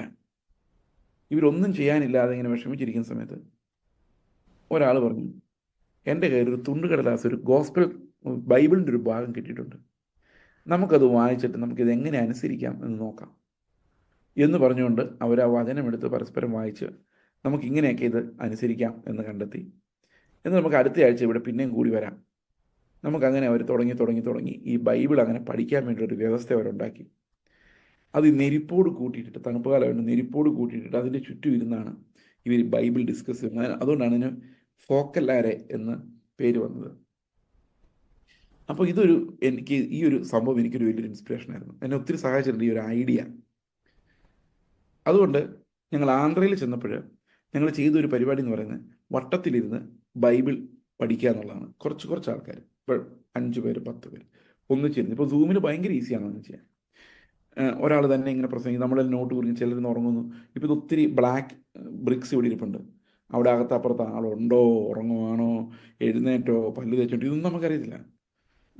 അറ്റൻഷൻ എന്തുമാത്രം ഉണ്ടെന്ന് അറിയില്ല. ഇതിങ്ങനെ കേട്ട് തള്ളുകയാണ്. അപ്പോൾ ഈ കേട്ട് തള്ളുന്ന 10,000 കണക്കിന് മെസ്സേജുകൾക്കകത്തുനിന്ന് കാക്ക എന്തെല്ലാം പറക്കിക്കൊണ്ട് പോയിക്കണം. ഇതിനകത്ത് എന്ത് ബാക്കിയുണ്ടാവും ഒന്നും അറിയില്ല. So it is very important if you can find a small fellowship. ചർച്ചിനകത്ത് നിന്ന് വഴക്കുണ്ടാക്കാൻ വേണ്ടിയല്ലേ പറയുന്നത്, ഇത് പറയാൻ വേണ്ടി മാത്രം. 4 പേര് കൂടിയ അഞ്ചാമൻ്റെ കുറ്റോ പറയുള്ളൂ എന്നുള്ളത് നമ്മുടെ കുഴപ്പം. ഓക്കെ, ആ സ്വഭാവത്തെ അങ്ങ് മാറ്റി വെച്ചിട്ട് ഒരു അരമണിക്കൂർ നിങ്ങൾ സഹോദരങ്ങളുടെ 5-10 പേരിൽ നമുക്ക് ഒരു വചനം ഡിസ്കസ് ചെയ്യാം. റെഗുലറായിട്ട് സിസ്റ്റമാറ്റിക് ആയിട്ട് ചെയ്താൽ നമുക്ക് ഈ കാക്കകളെ മാക്സിമം ഒഴിവാക്കാം എന്നാണ് ഞാൻ ചിന്തിക്കുന്നത്. ഈ കാക്കകളെ ഒഴിവാക്കുവാൻ ഏറ്റവും നല്ലത് മറ്റുള്ളവർ പറയുന്ന കേൾക്കുന്നതിനൊപ്പം നമ്മളും കൂടെ സംസാരിക്കുമ്പോൾ നമ്മുടെ ഹൃദയത്തിനകത്തത് രജിസ്റ്റർ ആകാൻ കുറച്ചും കൂടി നമുക്കൊരു സാധ്യത കൂടുതലുണ്ട് എന്ന് ഞാൻ വിചാരിക്കുന്നു. When you speak you learn faster. ഇപ്പം ഞാൻ ഈ സംസാരിക്കുന്നതുകൊണ്ട് എനിക്ക് വേദപുസ്തകം കുറച്ചുകൂടെ സ്പീഡിൽ മനസ്സിലാവും. It's important that we all contribute, we all talk to one another. ഇത് ചെറിയ ചെറിയ ഗ്രൂപ്പുകൾ പിള്ളേർക്ക്, പ്രത്യേകിച്ച് യൂത്ത്സിന് ചെയ്യാൻ പറ്റുന്ന ഒരു കാര്യമാണ്. പക്ഷെ അവർക്ക് ഫൗണ്ടേഷൻസ് ഉണ്ടായിരിക്കണം. അല്ലെങ്കിൽ എല്ലാം കൂടി ഡിസ്കസ് ചെയ്ത് വേറെ ഏതെങ്കിലും വഴിക്ക് പോകും. പിന്നെ എൽഡേഴ്സ് ആരോട് ഇല്ലെങ്കിൽ അവർ പുതിയ ചർച്ച തുടങ്ങും, വേറെ പുതിയ ഉപദേശമായിട്ട്. ഇങ്ങനെയൊക്കെയുള്ള അപകടങ്ങളുണ്ട്. അതുകൊണ്ട് every one should know the basic doctrines of Christianity. Okay, അതിന് നല്ലൊരു സിസ്റ്റമാറ്റിക് തിയോളജിയുടെ പുസ്തകം എടുത്തു വന്ന് ഇങ്ങനെയൊക്കെ പഠിക്കുക, കഷ്ടപ്പെട്ട് മുരഞ്ഞിരുന്ന് പഠിക്കുക. മാത്തമാറ്റിക്സ് പഠിക്കുന്നത് തന്നെ പാടായത് പഠിക്കണം, അല്ലേ? നമ്മൾ പാടുപെട്ട് തന്നെ പഠിക്കണം, എങ്കിലേ നമുക്കത് അടിസ്ഥാനമായ ഫൗണ്ടേഷനായി ഉറക്കുകയുള്ളൂ. ഓക്കെ, അപ്പോൾ കാക്കകളെ സൂക്ഷിക്കുക. ഇതാണ് ഒന്നാമത് നമ്മൾ ഈ പാരബിളിൽ നിന്ന് മനസ്സിലാകുന്നത്. ദൈവരാജ്യത്തിൻ്റെ ഉപമകൾ പറയുമ്പം ഏറ്റവും പ്രശ്നം എന്ന് പറയുന്നത് കാക്കശല്യമാണ് എന്ന് കർത്താവ് പറയുന്നു. അതുപോലെ തന്നെയുള്ളൊരു പ്രോബ്ലമാണ് പെട്ടെന്ന് വചനം കേട്ടിട്ട് ആവേശത്തോടെ സ്വീകരിക്കുന്ന ആൾക്കാർ. പത്രോസിനെ പോലെ ആ ടൈപ്പ് ആൾക്കാർ കർത്താവിൻ്റെ കൂടെ തന്നെ ഉണ്ടായിരുന്നു. ഭയങ്കര ആവേശത്തോടെ സ്വീകരിക്കുമെങ്കിലും ഈ ആവേശം കാണുമ്പോഴേ നമുക്ക് മനസ്സിലാക്കാം എന്തോ പ്രോബ്ലം ഉണ്ട്. കാരണം ഇത് നിലനിൽക്കത്തില്ല. നമ്മൾ പലപ്പോഴും പറയത്തില്ല, ഇത് എത്ര നാൾ കാണും ഇത് എന്ന് ചോദിക്കത്തില്ലേ? ചില ആൾക്കാർക്ക് ഭയങ്കര ആവേശമാണ്. കേട്ട് കഴിയുമ്പോഴേക്കും അവർക്ക് ഇപ്പം തന്നെ സുവിശേഷ വിലക്ക് ഇറങ്ങണം, ഇപ്പം തന്നെ മിഷനറി ചെയ്യണം, ഈ വീട് മുഴുവൻ നന്നാക്കിയിട്ട് ഒരു 4 ആഴ്ച കഴിയുമ്പോൾ പ്രാർത്ഥനയ്ക്ക് പോലും കാണുന്നില്ല. ഇങ്ങനെയുള്ളവരെ കുറിച്ചാണ് രണ്ടാമത്തെ പാരബിൾ പറയുന്നത്. അതായത് നല്ല മണ്ണെന്ന് പറയുന്നത് പക്ഷെ ഒട്ടും ആഴമില്ല. ഒരു വിത്ത് വീണ ആ സെക്കൻഡ് കൊണ്ട് മുളച്ചു വരും, പക്ഷെ ആഴത്തിലോട്ട് വേറിറങ്ങാനുള്ള സ്പേസ് ഇല്ല. അവൻ്റെ ഹൃദയവും ഫുള്ളാണ്. ഈ ഫുള്ളായിട്ട്, അതായത് സ്പേസ് ഇല്ല. ഈ വചനത്തിന് അതിനകത്ത് സ്പേസേ ഇല്ല. പാറക്കെട്ട് പോലെ, കല്ല് പോലുള്ള ഹൃദയത്തിനകത്ത്. ഞാനിത് ഞാൻ ഈ പറയുന്ന വചനങ്ങളുടെ പശ്ചാത്തലത്തിൽ അതിനെ ഒന്നും കൂടെ വ്യാഖ്യാനിച്ചാൽ, പുതിയ നിയമത്തിലെ വിശ്വാസത്തിൻ്റെ ഏറ്റവും വലിയ ശത്രു ഉപജീവന ചിന്തകളും നാളെക്കുറിച്ചുള്ള വിചാരങ്ങളുമാണ്. പിന്നെ നമ്മുടെ കാര്യം പറഞ്ഞാൽ അതിനെ തന്നെ നമ്മളൊരു പുതിയ വിശ്വാസ ശാഖയായിട്ട് ഡെവലപ്പ് ചെയ്തെടുത്തിട്ടുണ്ട്. പക്ഷെ ശരിക്കുള്ള വിശ്വാസത്തിൻ്റെ ഏറ്റവും വലിയ ശത്രു എന്ന് പറയുന്ന ഉപജീവന ചിന്തകളും, അല്ലേ, അങ്ങനെയുള്ള കാര്യങ്ങളാണ്. പിന്നെ നമുക്ക് ഈ ലോകത്തെക്കുറിച്ച് ഒത്തിരി അറിവുകളുണ്ട്. അപ്പോൾ ഇതെല്ലാം നമ്മുടെ ഹൃദയത്തിൽ ഒരു സെറ്റിൽമെൻറ്റിന് വേണ്ടി ആഗ്രഹിക്കുന്ന പാറ പോലുള്ള ഹൃദയങ്ങൾ, നമുക്ക് ഒരു അണ്ടർനീത്ത്, പുറമെ കാണുന്ന ആവേശത്തിനകത്ത് പാറ പോലുള്ള ഒരു ഹൃദയമുണ്ട്.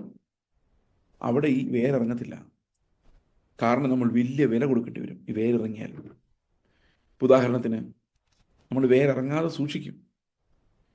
നമ്മളുടെ ആൾക്കാർ സാധാരണ പറയുന്ന ഒരു കാര്യമാണ്, എൻ്റെ മക്കൾക്ക് വേണ്ടി പ്രാർത്ഥിക്കണേ പാസ്റ്ററെ. അവർ ഭയങ്കര ഉഴപ്പിത്തിരിഞ്ഞ് തെക്ക് വടക്ക് നടക്കുകയാണ്, ഒരു വിശ്വാസമില്ല, ബൈബിൾ വായിക്കത്തില്ല, പ്രാർത്ഥിക്കത്തില്ല.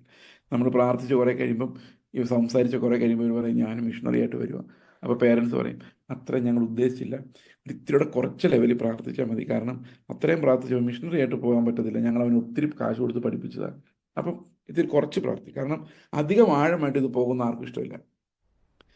ഇപ്പം ഈ പറയുന്ന വാക്കുകൾ തന്നെ അധികം ആഴമായിട്ട് നമ്മുടെ പിള്ളേരുടെ ഹൃദയത്തിലോട്ട് പോയി കഴിഞ്ഞാൽ എല്ലാവർക്കും പേടിയാണ്. കാരണം നമുക്കത് വേണ്ട, നമുക്ക് ഇത്രയും മതി, നമുക്ക് ആ ഫ്ലറിഷ് ചെയ്യുന്ന മുകളിലുള്ള പച്ചപ്പ് കണ്ടാൽ മതി, വേരിന് യാതൊരു ആഴവും ആവശ്യമില്ല. അപ്പോൾ ഇത് വചനം കേൾക്കുന്ന അനേകം ആളുകളുടെ പ്രതിസന്ധിയാണ് ഈ പറയുന്നത്. ഓക്കെ, ഇനി ഇത് ഇവിടെ പറയുന്നത് നമ്മുടെ ജീവിതത്തിൻ്റെ ക്രൈസിസിലേക്ക് നമ്മൾ വരുമ്പോൾ, കർത്താവ് അതിനെ എക്സ്പ്ലെയിൻ ചെയ്യുന്നത് എങ്ങനെയാണ്, ക്രൈസിസിലേക്ക് നമ്മൾ വരുമ്പോൾ നമ്മൾ ഈ വചനത്തെ വിട്ട് കളയുന്നു എന്നുള്ളതാണ്. ഓക്കെ, നമുക്ക് എല്ലാ ഉപമകളും ഇങ്ങനെ വിശദീകരിക്കാൻ പറ്റില്ല. ഞാൻ ജസ്റ്റ് ബുദ്ധിമുട്ടുള്ള ഉപമകൾ അല്ലെങ്കിൽ കൂടുതൽ കാര്യങ്ങൾ മനസ്സിലാക്കേണ്ട ഉപമകൾ മാത്രം നമ്മൾ എടുത്ത് സംസാരിക്കുന്നുള്ളൂ. ഓക്കെ, ഇവിടെ കർത്താവ് പറയുന്ന ഹൃദയത്തിൽ വിതയ്ക്കപ്പെടുന്നുവെങ്കിലും അത് വേരില്ലായാൽ ക്ഷണത്തിൽ ഉണങ്ങിപ്പോകും. അതിൻ്റെ കാരണം എന്താണെന്ന് വെച്ച് കഴിഞ്ഞാൽ അവർക്ക് ഉപദ്രവം സഹിക്കാൻ പറ്റത്തില്ല, വില കൊടുക്കാൻ പറ്റില്ല. അതാണ് അവരുടെ പ്രശ്നം. അവർക്ക് വില കൊടുത്ത് ഇറങ്ങാൻ പറ്റാത്തത് കൊണ്ട് അവർക്ക് ആ പെരിഫറൽ സന്തോഷത്തിൽ അവർ തൃപ്തരാണ്. ഒത്തിരി ആൾക്കാർ അങ്ങനെയില്ലേ, നിങ്ങൾ കണ്ടിട്ടില്ലേ? കർത്താവോളം കർത്താവ് ഞങ്ങളെ സഹായിച്ചു, കർത്താവിനെ അറിഞ്ഞില്ലായിരുന്നെങ്കിൽ എൻ്റെ ജീവിതം ഉപ്പില്ലാത്ത കഞ്ഞി പോലെ ആയനെ എന്നൊക്കെ പറയുന്ന ആൾക്കാർ, പക്ഷേ ജീവിതത്തിൽ കർത്താവ് പറയുന്ന ഒരു കാര്യം അനുസരിക്കാൻ അവർക്ക് പേടിയാണ്. കാരണം ഞെരുക്കമോ ഉപദ്രവമോ വരുമോ, വീട്ടുകാരെതിരാകുമോ, വീട്ടുകാരെതിരാകുമോ, വീട്ടുകാർക്ക് ഇഷ്ടപ്പെട്ടില്ലെങ്കിലോ. അപ്പോൾ ആ ഒരു ചെറിയ ഞെരക്കം പോലും അനുഭവിക്കാൻ പറ്റത്തില്ല, ചെറിയൊരു പെയിൻ പോലും റിസ്ക് എടുക്കാൻ തയ്യാറല്ല. അതുകൊണ്ട് അവർ എന്ത് ചെയ്യുന്നു? കേട്ടോണ്ടിരിക്കുന്നു, പക്ഷെ മുമ്പോട്ട് പോകുന്നതേ ഇല്ല. ഇങ്ങനെയുള്ള അനേക ആളുകൾ നമ്മുടെ ഇടയിലെ ഒത്തിരി പേര് ഇപ്പോൾ അങ്ങനെയാണ്. പണ്ടൊക്കെ സത്യം എന്ന് കേട്ട് കഴിഞ്ഞാൽ ഉടനെ നമ്മൾ വില കൊടുത്ത് ഇറങ്ങുമോ? എവിടെയെങ്കിലും ഒരാളെ നമ്മൾ സുവിശേഷം പറയാൻ പോകുമ്പം, ചെറുപ്പകാലത്ത് ഞങ്ങളൊക്കെ സുവിശേഷം പറയാൻ പോകുമ്പോൾ ചെയ്യുന്ന, വീട്ടിൽ പോയി കയറുന്നു, അവിടെ പറയുന്നു നമ്മുടെ ഉപദേശമൊക്കെ തെറ്റാണ്, ഇതാണ് കറക്റ്റ്, ഇത്രയും പോകും നിങ്ങളുടെ ചർച്ചിലെ ഉപദേശം തെറ്റാണ്. ആണോ? ഒരു ബൈബിളിൽ എവിടെ ചോദിക്കും. നമ്മൾ കാണിച്ചു കൊടുക്കും, ഇത് കണ്ടോ 10 കൽപ്പനകൾ എഴുതിയേക്കുന്നതിനകത്ത് അവർ കാണിച്ചേക്കുന്ന മായം കണ്ടോ എന്നൊക്കെ ചോദിക്കുമ്പോൾ ഇവന്മാർ അത്ര പട്ടിപ്പല്ലേ.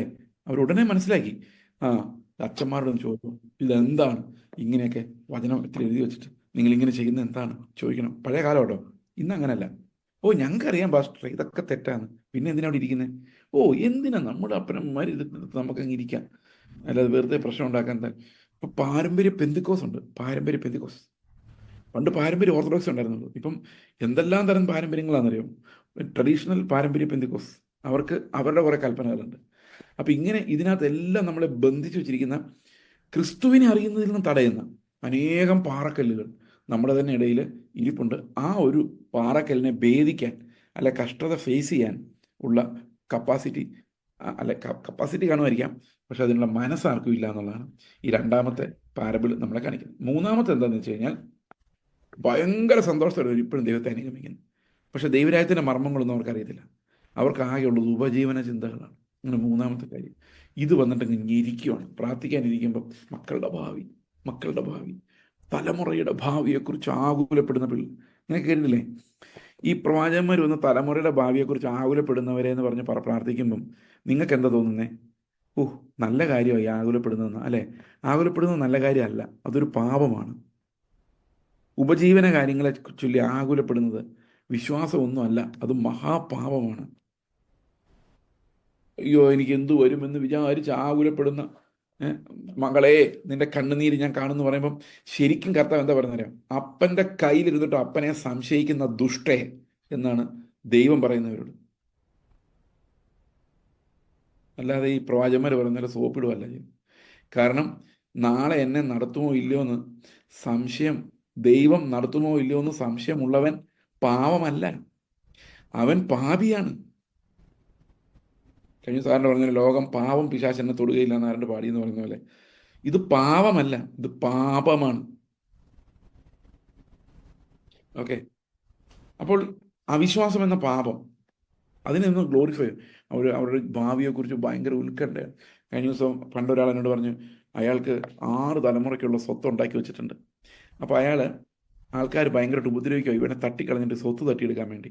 ബന്ധുക്കൾ ഭയങ്കര പോരാട്ടമാണ്. എന്നിട്ട് അതിനോട് ഇയ്യോബ് സഹിക്കുന്നവരാണ് പുള്ളി ബന്ധുക്കളുടെ ആക്രമണങ്ങൾ സഹിക്കുന്നത്. ഞാൻ പറഞ്ഞു അതങ്ങ് വിട്ടുകൊടുത്തിട്ട് സമാധാനമായിട്ട് പുള്ളിക്ക് എവിടെയെങ്കിലും ജീവിച്ചുകൂടെ? അന്നേരം പുള്ളി പറയാം, ഇങ്ങേരോടാണല്ലോ ഞാനിത് പറഞ്ഞതെന്ന് ഞാൻ ഓർത്തില്ല എന്ന് പറഞ്ഞു കഴിഞ്ഞാൽ, ഈ സ്വഭാവം വെച്ചുകൊണ്ട് നമുക്ക് ദൈവവചനം സ്വീകരിക്കാൻ പറ്റില്ല. അവിടെ നമ്മൾ വില കൊടുക്കാൻ, സഫറിങ്ങിലൂടെ പോകാൻ, ഉപജീവന ചിന്തകൾക്കപ്പുറത്ത് കർത്താവ് എന്നെ നടത്തിക്കോളും, ഇതെൻ്റെ കയ്യിൽ ഇരിക്കുന്നതുകൊണ്ടല്ല ഞാൻ ജീവിക്കുന്നത്. ഓക്കെ, എൻ്റെ കയ്യിൽ ഇത്ര സ്വത്തുള്ളത് കൊണ്ടോ ഡിപ്പോസിറ്റ് ഉള്ളതുകൊണ്ടോ, പ്രിയ സഹോദരങ്ങളെ, കിടപ്പായി പോയാൽ കയ്യിൽ എത്ര ഡിപ്പോസിറ്റ് ഉണ്ട് എന്ത് കാര്യം? ഏറ്റവും വില കൂടിയ സാധനങ്ങൾ വീട്ടിൽ വെച്ചാലും, നല്ല ഡ്രസ്സ് വാങ്ങി വെച്ചാൽ ഇത് ഉടുക്കണമെങ്കിൽ വെളിയിറങ്ങാൻ പറ്റണ്ടേ? കോവിഡ് ആയപ്പം 1 വർഷം വീട്ടിലിരുന്ന് എത്ര പേരുടെ പുതിയ ഡ്രസ്സാണ് പഴയതായി പോയത്? ഇടാൻ പറ്റണ്ടേ? വെളിയിറങ്ങാൻ പറ്റണ്ടേ? ഈ മനുഷ്യൻ ഗ്ലോറി ചെയ്യുന്ന കാര്യങ്ങളെല്ലാം ഈ ചിന്തകളാണ്. എങ്ങനെ ജീവിക്കും, എങ്ങനെ മുമ്പോട്ട് പോകും, അടുത്ത തലമുറ എന്ത് ചെയ്യും? ഇങ്ങനെയുള്ളവരാണ് മുള്ളിനിടയിൽ വീണത്. പക്ഷെ ഇന്ന് നമുക്ക് സംഭവിച്ചു, ഈ മുള്ളിനിടയിൽ വീണവർക്ക് വേണ്ടി പ്രത്യേക സഭയുള്ളതുകൊണ്ട് അവർ വിഷയങ്ങളുടെ മേൽ വിടുതലെടുത്ത് ഇങ്ങനെ പൊക്കോളും. പക്ഷെ അവരുടെ കുഴപ്പം എന്താണെന്ന് വെച്ച് കഴിഞ്ഞാൽ, ദൈവരാജ്യത്തിൻ്റെ മർമ്മങ്ങൾ ഗ്രഹിക്കുവാൻ അവർക്ക് സാധിക്കില്ല എന്നുള്ളതാണ്. ദൈവരാജ്യത്തിൻ്റെ മർമ്മങ്ങളിലേക്ക് ഇറങ്ങി ചെല്ലാൻ അവർക്ക് കഴിയില്ല. ഓക്കെ, മനസ്സിലായില്ലേ? സന്തോഷമായാലും. ഇനി അടുത്തത് നല്ല നിലത്ത് വീണ വിത്താണ്. ഈ നല്ല നിലത്ത് വീണ വിത്ത് ഫലം പുറപ്പെടുവിച്ചുകൊണ്ടേയിരിക്കും. കാരണം അത് വളരെ അപൂർവമാണ്. 4-1 വേണം വിചാരിക്കാം. ഇല്ല, പാടാം, അത്രയൊന്നും ഇല്ല, അറിയില്ല, ദൈവത്തിന് മാത്രമേ അറിയുള്ളൂ. അപ്പം നല്ല നിലത്ത് വിത്ത് വീണ് കഴിഞ്ഞാൽ ആ ദൈവരാജ്യത്തിൽ ഭയങ്കരമായിട്ട് ഇത് ഫലിക്കും. കാരണം അങ്ങനെ വീഴുന്ന വിത്തുകളാണ്. ശരിക്കും ഞാൻ ഈ സഭയിൽ ആൾ കൂടാൻ വേണ്ടി പല ആൾക്കാരും പറയും, നമുക്ക് ആദ്യമൊക്കെ ഇത്തിരി പ്രോസ്പെരിറ്റി വേണം, ഇത്തിരി രോഗശാന്തി, ഉപദേശം, രോഗശാന്തി വേണം കേട്ടോ, ഇല്ലെന്നല്ല. അതുപോലെ എന്താ പറയുന്നത്, കാശ് വരും, വിടുതൽ വരും. ഇതൊക്കെ ഒത്തിരി പേര് വിടുതൽ ആഗ്രഹിച്ച് ഉണ്ട് ബ്രദറെ, ഒട്ടും വയ്യാത്തവരുണ്ട്. അവരൊക്കെ നമുക്ക് മീറ്റ് ചെയ്യണ്ടേ, മിനിസ്റ്റർ ചെയ്യണ്ടേ? എന്താ പ്രശ്നം എന്നറിയാം? കഴിഞ്ഞ 7-8 വർഷമായിട്ട് ഞങ്ങൾ സഭ നടത്തുന്നുണ്ട്. ഇന്നേ വരെ ക്രിസ്തുവിൻ്റെ ക്രൂശിനെ കുറിച്ചല്ലാതെ ഒരൊറ്റ വാക്ക് പോലും ഈ സഭയിൽ ആരും പ്രസംഗിച്ചിട്ടില്ല. അതുകൊണ്ട് എന്താ സംഭവിക്കുന്നത്? അതുകൊണ്ട് ഇഷ്ടം പോലെ മിഷണറിമാരുണ്ടാകുന്നു, ശുശ്രൂഷകരുണ്ടാകുന്നു. കാരണം എന്താണെന്ന് വെച്ച് കഴിഞ്ഞാൽ വേറൊരു വാക്കും പറഞ്ഞിട്ടില്ല. ഇനി നമ്മൾ ലോകത്തെക്കുറിച്ചൊന്ന് പറഞ്ഞൊരു 10 പേരെ കൊണ്ടുവരാമെന്ന് വിചാരിച്ചോ. ഓക്കെ, നിന്നെ വിടുവിക്കുന്ന ദൈവം. അപ്പോൾ കുറേ പേര് വിടുതൽ ആഗ്രഹിച്ച് വരും. ഒരാൾ പറയാണ്, ചേസ് പാസ്റ്റ് പ്രാർത്ഥിച്ച ഉടനെ രോഗസൗഖ്യം വരും, അല്ലെങ്കിൽ കാശ് വരും, ലോട്ടറി അടിക്കും എന്നൊക്കെ ആരെങ്കിലും പറഞ്ഞെന്ന് വിചാരിച്ചോ. പിന്നെ അവിടെ വന്നു കൂടുന്ന ആരായിരിക്കും? ദൈവരാജ്യം അന്വേഷിച്ച് വരുന്നവരായിരിക്കില്ല, കർത്താവിനെ അന്വേഷിച്ച് വരുന്നവരായിരിക്കില്ല. സഭയിൽ വന്ന് കൂടുന്ന മുഴുവൻ കളകളായിരിക്കും. മൊത്തത്തോടെ നല്ല നിലം ഒരുക്കപ്പെടേണ്ടതാണ്. നല്ല നിലം ഒരുക്കപ്പെടണമെങ്കിൽ ക്രൂശിക്കപ്പെട്ട ക്രിസ്തുവിനെ കുറിച്ച് വീണ്ടും വീണ്ടും പറഞ്ഞ് പാറക്കെട്ടുകൾ തകർന്ന് പൊട്ടിപ്പൊടിഞ്ഞ് ബ്രോക്കണായി മണ്ണ് പൊടിയണം. ആ മണ്ണ്, നല്ല മണ്ണ്, കട്ടയെല്ലാം ഉടച്ച് പൊടിച്ച് മുമ്പോട്ട് പോകണമെങ്കിൽ ആ ക്രിസ്തുവിൻ്റെ ക്രൂശിനാൽ മാത്രമേ സാധിക്കുള്ളൂ. ക്രൂശിൻ്റെ വചനം നശിച്ചു പോകുന്നവർക്ക് ഭോഷത്വമാണെങ്കിലും അത് വീണ്ടും വീണ്ടും പറഞ്ഞ്, ചില ആൾക്കാരുണ്ട് എത്ര പ്രാവശ്യം ഇത് പറയും. ഞാൻ പറയും, നിങ്ങളെല്ലാം, ഞാൻ ഉൾപ്പെടെ ക്രിസ്തുവിനെ പോലെ ആകുന്നവരെ ഇത് തന്നെ ഒരു നാണവുമില്ലാതെ പറഞ്ഞുകൊണ്ടിരിക്കും. വേണമെങ്കിൽ കേട്ടാൽ മതി. This is what we have to say. ക്രൂശിതനായ ക്രിസ്തുവിനെ കുറിച്ചല്ലാതെ വേറെ ഒന്നിനെക്കുറിച്ചും അറിയാൻ വയ്യാത്തവരായി ഞങ്ങൾ നിങ്ങളുടെ മുമ്പിൽ ഇരിക്കുന്നു. കാരണം നിലങ്ങൾ ഒരുക്കപ്പെടണമെങ്കിൽ വേറെ വഴിയില്ല. നിലങ്ങൾ ഒരുക്കപ്പെടണമെങ്കിൽ ക്രൂശിൽ നമ്മൾ തകർക്കപ്പെടണം. We need to be broken by the cross so that we can receive the deeper things of the Lord. അങ്ങനെ നുറുക്കപ്പെട്ട, പൊടിക്കപ്പെട്ട, തകർക്കപ്പെട്ട, ഉടയ്ക്കപ്പെട്ട ഒരു ഹൃദയത്തിൽ മാത്രമേ നല്ല ഫലം ഉണ്ടാവുകയുള്ളൂ. പാറ പോലുള്ളൊരു ഹൃദയത്തിൽ അത് ഉണ്ടാവുകയില്ല. ഇപ്പം നിങ്ങൾ ഈ ഉപമ വ്യാഖ്യാനിച്ചപ്പോൾ നിങ്ങൾ ഒരുപക്ഷെ ചിന്തിക്കാം, നമുക്കിത് ലൈഫുമായിട്ട് ചേർത്ത്, നമ്മുടെ ലൈഫുമായിട്ട് ചേർത്ത്, കർത്താവ് നമ്മളോട് എന്താഗ്രഹിക്കുന്നു, അല്ല നമ്മുടെ അക്കാഡമിക്കായിട്ട് അല്ല ഇതിനെ വ്യാഖ്യാനിക്കണം. അക്കാഡമിക്കായിട്ടൊരു സത്യമുണ്ട്, അതിനെ ലംഘിക്കാൻ പാടില്ല. പക്ഷേ നമ്മളത് എക്സ്പോസ് ചെയ്യുമ്പം എൻ്റെ ലൈഫിൽ ഉടയ്ക്കപ്പെടേണ്ട ഏരിയയിലേക്ക് ഞാൻ ചെല്ലണം. അതായത് ഞാൻ എവിടെയാണ് സ്റ്റബേണായിരിക്കുന്നത്, എൻ്റെ ഉപജീവന ചിന്തകൾ എന്തുമാത്രം ദൈവത്തിൽ നിന്ന് അകറ്റുന്നുണ്ട്, ഇങ്ങനെയുള്ള കാര്യങ്ങളെക്കുറിച്ച് I need to be very much aware about this. അപ്പോൾ ആ ഉപമകൾ നമ്മൾ അതാ പഠിപ്പിക്കുന്നത്. ഒരുക്കപ്പെട്ട നിലം, അതാണ് അവിടുത്തെ പോയിന്റ് ഓഫ് കമ്പാരിസൺ എന്ന് പറയുന്നത്. ഓക്കെ, ഒരുക്കപ്പെട്ട നിലം. ഈ ഒരു ഉപമയ്ക്ക് ഒരു പ്രത്യേകതയുണ്ട്. ഈ 1-2 ഉപമകൾ മെറ്റഫർ പോലെയാണ്. എല്ലാത്തിനും വേണ ഒരു കമ്പാരിസൺ കൊടുക്കാം. We cannot clearly classify it as A parables, also like A metaphor. പക്ഷെ അതിൻ്റെ മെയിൻ ഉദ്ദേശം ഒരുക്കപ്പെട്ട നിലങ്ങൾ എന്നുള്ളൊരു ഒറ്റ പോയിന്റ് ആണ് എന്നുള്ളതുകൊണ്ട് we classify it as a parable. അതേസമയത്ത് വിത്ത് വേണമെങ്കിൽ ദൈവവചനം, ഇങ്ങനെ വിതയ്ക്കുന്നവൻ ആര്, ഇതെല്ലാം വേണമെങ്കിൽ നമുക്ക് അതുമായിട്ട് ബന്ധപ്പെട്ട് അതിനെ ആട്രിബ്യൂട്ട് ചെയ്യാനും പറ്റും. അങ്ങനെ ഒരു പാരബിളാണത്. ഓക്കെ, ഇനി മറ്റൊരു ഉപമ പറഞ്ഞത്. അപ്പം ഈ ഉപമകൾ എല്ലാം ഞാൻ വിശദീകരിക്കുന്നില്ല, ചില ഉപമകൾ മാത്രമാണ് വിശദീകരിക്കുന്നത്. സ്വർഗരാജ്യം ഒരു മനുഷ്യൻ തന്റെ നിലത്ത് നല്ല വിത്ത് വിതച്ചതിനോട് സദൃശമാണ്. 24-ാം വാക്യം. മനുഷ്യർ ഉറങ്ങുമ്പോൾ അവന്റെ ശത്രു വന്ന് കോതമ്പിന്റെ ഇടയിൽ കള വിതച്ച് പോയി കളഞ്ഞു. അപ്പോൾ ഇത് ഞാൻ ആദ്യം വിചാരിച്ചുകൊണ്ടിരുന്നത് സഭയിൽ സംഭവിക്കുന്ന കാര്യമാണ്. നമ്മൾ നോക്കുമ്പോൾ അങ്ങനെ കാണുന്നത്. പക്ഷേ ലോകമാണ് എന്ന് കർത്താവ് പറയുന്നുണ്ട്. ഈ ഫീൽഡ് എന്ന് പറയുന്ന ലോകമാണ്. അപ്പോൾ കർത്താവ് എക്സ്പ്ലെയിൻ ചെയ്യുമ്പോൾ നമുക്ക് മനസ്സിലാകുന്നു. ഓക്കെ, അത് 36-ാം വാക്യം പറയുമ്പോൾ, ശിഷ്യന്മാർ അവരുടെ അടുക്കൽ ചെന്നു വയലിലെ കലയുടെ ഉപമ തെളിയിച്ചു തരണമെന്ന് അപേക്ഷിച്ചു. അതിന് അവൻ ഉത്തരം പറഞ്ഞത്, നല്ല വിത്ത് വിതയ്ക്കുന്നവൻ മനുഷ്യപുത്രൻ, വയൽ ലോകം. നല്ല വിത്ത് രാജ്യത്തിന്റെ പുത്രന്മാർ, കള ദുഷ്ടന്റെ പുത്രന്മാർ. അപ്പോൾ ഈ ലോകത്ത് നല്ല വിത്തുമുണ്ട്, മോശം വിത്തുമുണ്ട്. അപ്പൊ സഭ എന്നൊരു കൺസെപ്റ്റ് അവിടെ വരുന്നില്ല. പക്ഷെ നമുക്ക് സഭയെക്കുറിച്ച് ചിന്തിക്കാം. എങ്ങനെ ചിന്തിക്കാം? നേരത്തെ പറഞ്ഞ പോലെ ഈ സഭയുടെ മുമ്പിൽ ഇരിക്കുന്ന സൂചിക്കുഴ മാറ്റിയിട്ട് നമ്മളൊരു വലിയ വിശാലമായ ഡോറ് വെച്ചാൽ അവിടെ ആരൊക്കെ വരും? സകലമാന മനുഷ്യരും അതിനകത്ത് വന്ന് കയറും. കാറ്റുപോലെ ആയവർ മാത്രമല്ല, ബോൺ ആയിട്ടുള്ളവർ മാത്രമല്ല. ഇന്ന് സഭയിൽ എല്ലാവരും വന്ന് കയറാനുള്ള കാരണം ഉപദേശം ലഘുവാക്കുകയും ആർക്ക് വേണമെങ്കിലും വരാവുന്ന ഒരു അവസ്ഥയിലേക്ക് കൊണ്ടുവരികയും ചെയ്തതുകൊണ്ട് സൂചിക്കുഴ മാറ്റി നമ്മൾ ഒരു ആർക്ക് വേണമെങ്കിലും കയറാവുന്ന ഒരു ഹൈവേ പോലെ നമ്മൾ ചർച്ചയാക്കിയാൽ ലോകം തന്നെ ചർച്ചയായിട്ട് മാറും. അപ്പോൾ കർത്താവ് ഈ ലോകത്തെക്കുറിച്ച് പറഞ്ഞ ഉപമ എവിടെ ശരിയാവും? കറക്റ്റ് സഭയിൽ ശരിയാവും. പക്ഷെ കർത്താവിൻ്റെ മനസ്സിലുള്ള സഭ ഒരു സൂചിക്കുഴയിലൂടെ അകത്ത് കിടന്ന ആളുകൾ കൂടുന്നതാണ്. എന്നാൽ ഇന്ന് സഭകൾ അങ്ങനെ അല്ല, നമുക്കറിയാം. ഇന്ന് സഭകൾ സൂചിക്കുഴയിലൂടെ ആർക്കാണോ കടക്കാൻ പാട് അവർക്ക് വേണ്ടിയാണ് സഭകൾ നടക്കുന്നത്. അപ്പോൾ അതുകൊണ്ട് വന്നു കയറുന്ന ആൾക്കാരെ വെച്ച് നോക്കിക്കഴിഞ്ഞാൽ കളകളാണ് കൂടുതൽ. സഭ എന്ന ആ ഒറ്റപ്പെട്ട മുദ്രയടയ്ക്കപ്പെട്ട തോട്ടം പോലെ അല്ല ഇന്ന് നമ്മളിതിനെ കാണുന്നത്. ദ വേൾഡ് അതിൻ്റെ ഒരു ക്രോസ് സെക്ഷൻ ഇന്ന് സഭയിൽ. നമ്മുടെ ലോകം ഇങ്ങനെ മുറിച്ച് നോക്കി കഴിഞ്ഞാൽ അതിനകത്ത് എന്തെല്ലാം സാധനങ്ങളുണ്ട്? ട്രാൻസ്ഫർ സെക്ഷൻ എടുത്തു കഴിഞ്ഞാൽ അതിനകത്ത് എന്തെല്ലാം ഉണ്ട്? അതെല്ലാം സഭയ്ക്കകത്തുണ്ട് ഇൻ ഡിഫറെൻറ്റ് ഫോംസ്. അപ്പോൾ നമുക്ക് വളരെ ഈസി ആയിട്ട് സഭയെ വേണമെങ്കിൽ, പക്ഷെ നമുക്ക് ലോകത്തെക്കുറിച്ചാണ് കർത്താവ് പറഞ്ഞെന്നുള്ളതുകൊണ്ട് ദാറ്റ്സ് ദ പ്രൈമറി മീനിങ്. നമുക്ക് അങ്ങനെ അത് വ്യാഖ്യാനിക്കാവും. പിന്നീട് നമുക്ക് അപ്ലൈ ചെയ്യാം, ചർച്ചോ അങ്ങനെയാണ് എന്ന് പറഞ്ഞിട്ട്. That's how we are interpreting.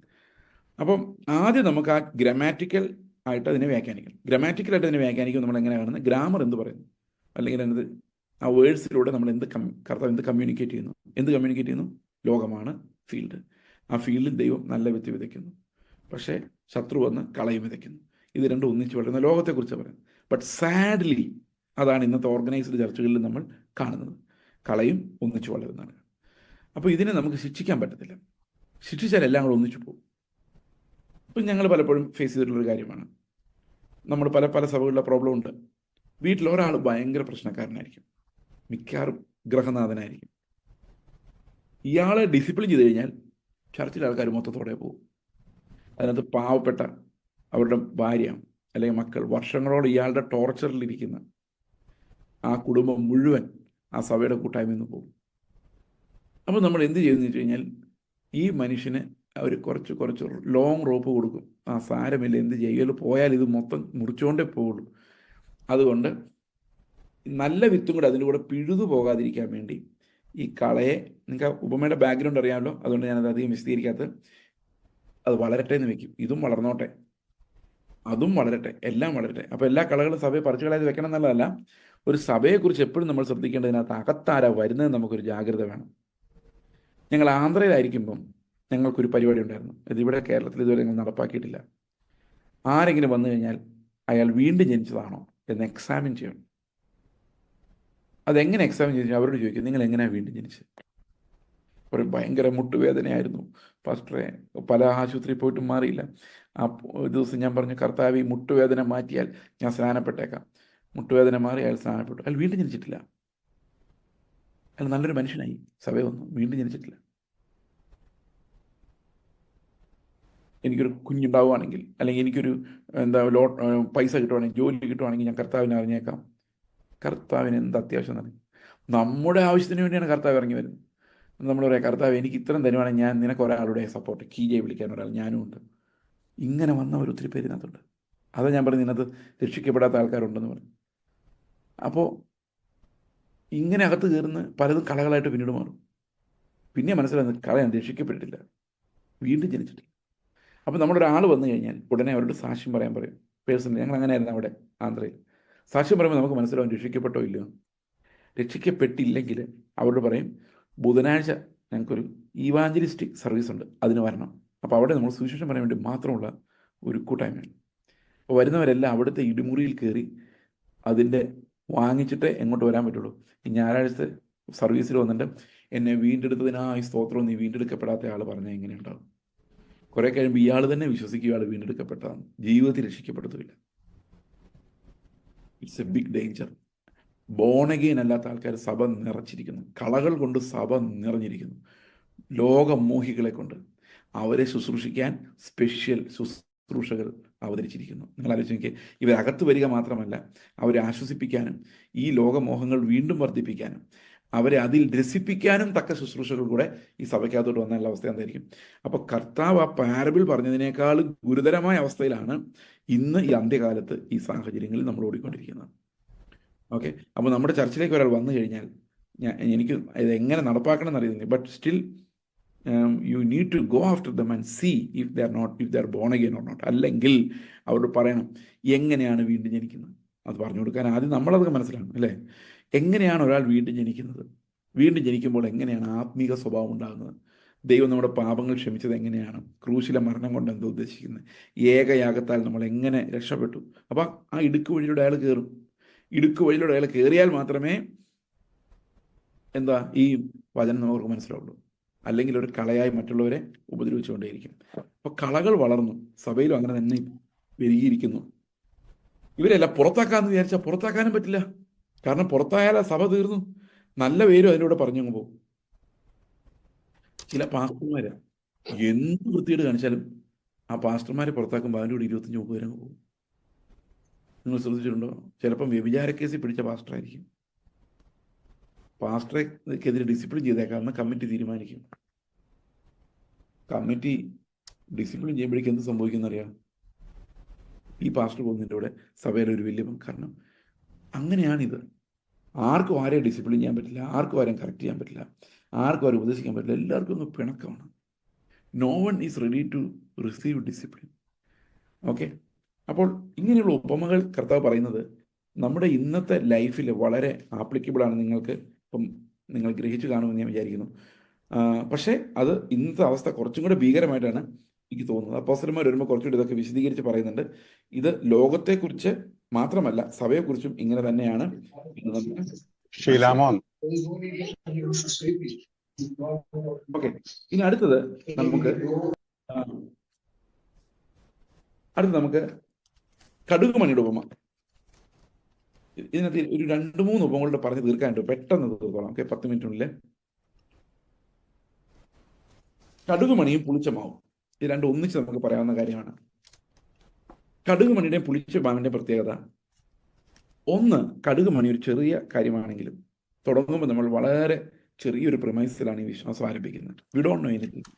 എപ്പോഴും എന്നോട് ആൾക്കാർ ചോദിക്കുന്ന ഒരു ചോദ്യമാണ്, പാസ്റ്ററെ സ്നാനപ്പെട്ടപ്പം ഞാൻ കർത്താവിൻ്റെ കൂടെ മരിച്ചു എന്നോ, കർത്താവ് എനിക്ക് പകരം ജീവിക്കുന്നെന്നോ, പുതിയ ജന്മം എനിക്ക് ലഭിച്ചെന്നുള്ള ഒരു ആഴമായ ബോധമൊന്നും എനിക്കില്ലായിരുന്നു. ഞാനിങ്ങനെ സ്നാനപ്പെട്ടു, അപ്പോൾ എനിക്ക് കർത്താവ് എനിക്ക് വേണ്ടി മരിച്ചെന്ന് അറിയാമായിരുന്നു, കൂടുതലൊന്നും അറിയാൻ മേലായിരുന്നു. ഒന്നും കൂടെ സ്നാനപ്പെട്ടാലോ എന്ന് ഞാൻ ആലോചിക്കുകയാണ്. നമ്മൾ മനസ്സിലാക്കേണ്ട ഒരു കാര്യം, നമ്മളെല്ലാം തുടങ്ങുന്ന ഒരു മസ്റ്റാർഡ് സീഡിലാണ്, ഒരു കടുകുമണിയിൽ. ഇത് വളർന്നു വളർന്നു ഒരു വൻമരമായി മാറുന്നതാണ്. വിശ്വാസം അങ്ങനെയാണ്, ദൈവരാജ്യം അങ്ങനെയാണ്, സഭകളും അങ്ങനെയാണ്. ശരിക്കും നമ്മുടെ ഇടുക്ക് വഴി സഭയുടെ മുമ്പിൽ തുറന്നാൽ, ബാക്കി വഴികളെല്ലാം ക്ലോസ് ചെയ്താൽ, കർത്താവിന്റെ വൃതന്മാർ ആ സഭയിൽ ഇഷ്ടം പോലെ വന്നിട്ട്, ഞാനത് പൂർണ്ണമായിട്ടും വിശ്വസിക്കുന്നു. കളകളേക്കാൾ കൂടുതൽ വിശ്വാസികളുടെ സഭയിൽ ഉണ്ടാകണം, അല്ലേ? മസ്റ്റാർഡ് സീഡ് പോലെയാണ് സഭ, ദൈവരാജ്യം.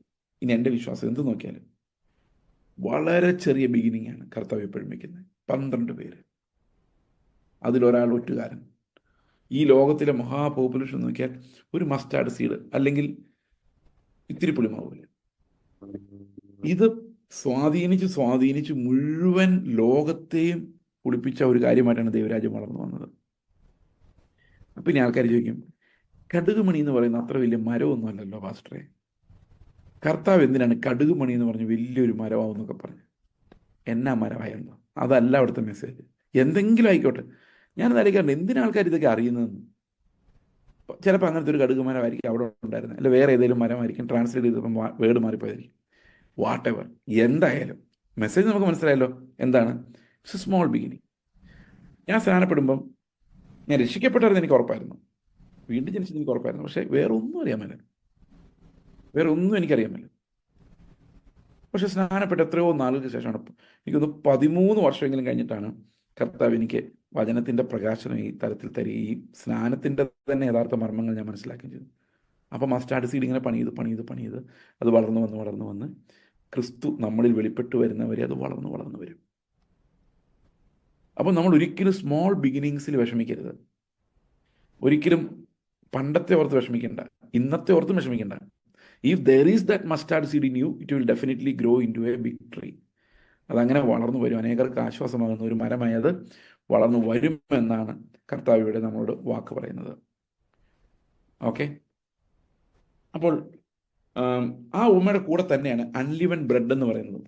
അത് അൺലിവൻ ബ്രെഡിന്റെ പ്രത്യേകത ഈ ഉപ്പ് പോലെയാണ് അല്ലേ. ഉപ്പ് ഇത്തിരി ഇടുമ്പോഴേക്കും ആ കറി മുഴുവൻ ഉപ്പാവുന്ന പോലെ ഈ പുളിച്ച മാവ് അസാരം ഉള്ളെങ്കിൽ അത് ആ പിണ്ടത്തെ മുഴുവൻ പുളിപ്പിക്കും എന്ന് പറഞ്ഞു കഴിഞ്ഞാൽ നമ്മൾ സ്വാധീനിക്കുന്നതിനെ കുറിച്ചാണ്. നമ്മുടെ എക്സിസ്റ്റൻസ് ഇല്ലാതെ പോയാൽ, നമ്മൾ മരിച്ചു പോയാലും, നമ്മളെ ആരും അറിഞ്ഞില്ലെങ്കിലും അല്ലേ, അപ്പം തിന്നുന്ന ആരെങ്കിലും അത് പുളി കൂടിപ്പോയാലേ പുളിയുടെ കാര്യം പറയുള്ളൂ, ഉപ്പും കൂടിപ്പോയാലും ഉപ്പിൻ്റെ കാര്യം പറയുള്ളൂ. ഓ നല്ല ഉപ്പാ, കുറഞ്ഞ കാര്യം പറയും ഉപ്പ് കുറവാട്ടോ. പക്ഷെ കറക്റ്റ് പാകത്തിനാണെങ്കിൽ ആരും മിണ്ടാതെ വിടുന്നൊരു സാധനമാണ് എന്താ, ഉപ്പും പുളിപ്പും ഒക്കെ അല്ലേ. അപ്പം കഴിക്കുമ്പം പുളിപ്പില്ല, കറക്റ്റ് പാകമാണെങ്കിൽ നമ്മളെല്ലാവരും പറയും നന്നായിരുന്നു, അത്രേ പറയുള്ളൂ. അതല്ലാതെ അതിന് പുളിപ്പ് കറക്റ്റാ അങ്ങനെയൊന്നും ആരും പറയേണ്ട കാര്യമില്ല.